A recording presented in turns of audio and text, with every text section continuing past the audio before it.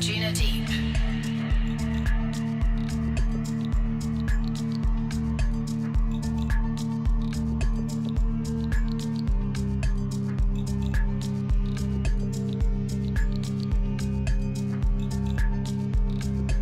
Here we have for you a new label in the test.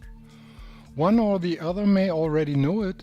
The company is called Woodboards and comes from Austria and builds various bidirectional boards as well as directionals. In this test, here are the Woodboard CRBN in the length 138 by 42 in width. The board is equipped with four 4.4 cm long G10 fins. The total weight of the board and the fins is 2.7 kg. The board is laminated on top and bottom with transparent carbon. Covered is a CNC-shaped Polonia wood core. All around the board protects a continuous plastic frame. The whole is kept on a slightly shiny surface. Striking here is the attachment of the fins, which is done only with one screw. This must always be well fixed. The board has a constant rocker line of 3.5 cm. In the middle part the board is a bit over medium hard. And to the tips the board is a little harder. Interesting here is the bottom. We have a mono channel here, and in the channel the board is easily concave. At the tips of the board is almost plane, which already minimally merges into a V. The edges are sanded with a very light tucked under the edge, and the whole board is really very clean processed. The weight for straps, pads and handle is 1 kg. The EVA pad is 2 parts. The frame in black is a bit tighter, and the grey middle part with toe bump and well-made heel bed is a bit softer. The straps are adjustable with 2 velcros as standard. On the board there are 3 different ways to customize the stance for the rider.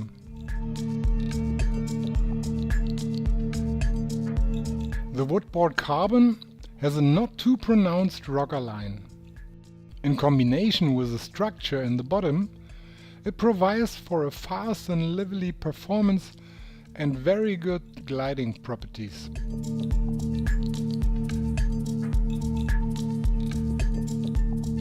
The structure in the bottom also provides very good inhibition of the drift, which make the good to very good upwind performance easy to recall.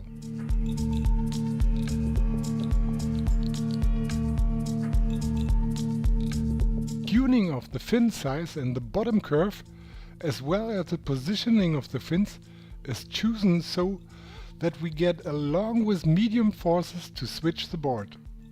The transition from the grip of the fins and the edge is a bit scruffy, as the in-house beam, which we had also in our test run under our feet.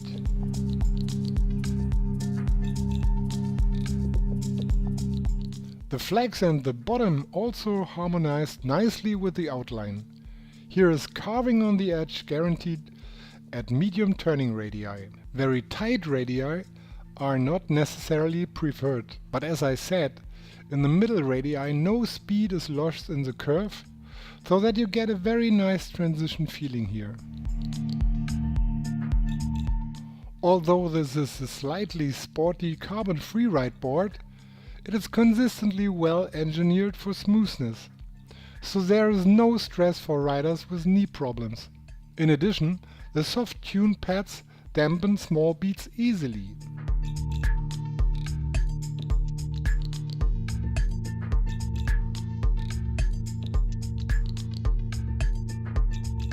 The Woodboard CRBN is easy to control in every situation. You can feel that the board is fine and harmonized. There is nothing that would bother the control somehow. There is nothing to complain about here.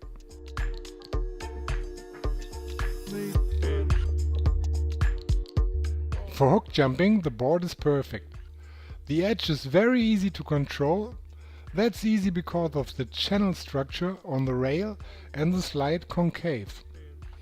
You do not need much power to set the edge, and you will always achieve a very good result.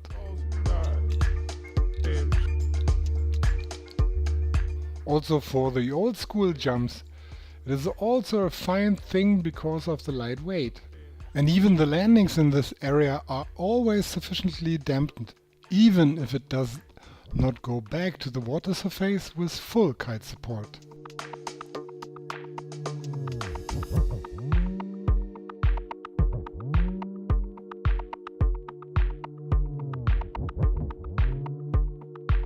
For a freeride high-performance board, the carbon also has a good pop.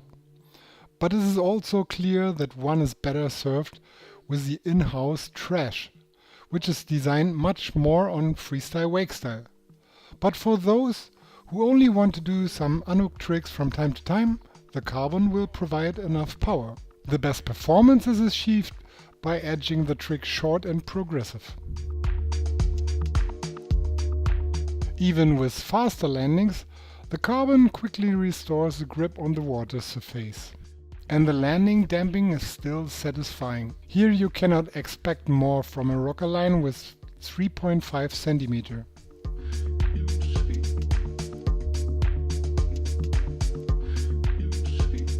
We recommend the board length of 138 to 42 for 80 to 100 kilo rider's weight.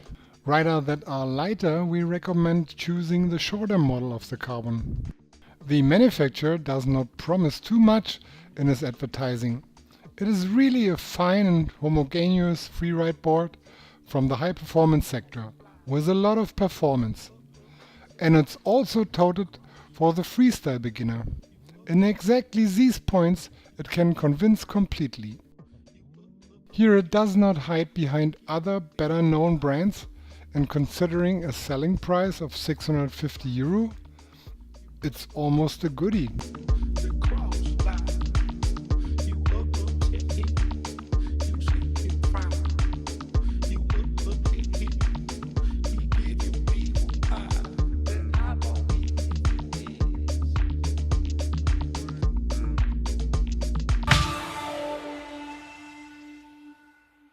Panasonic.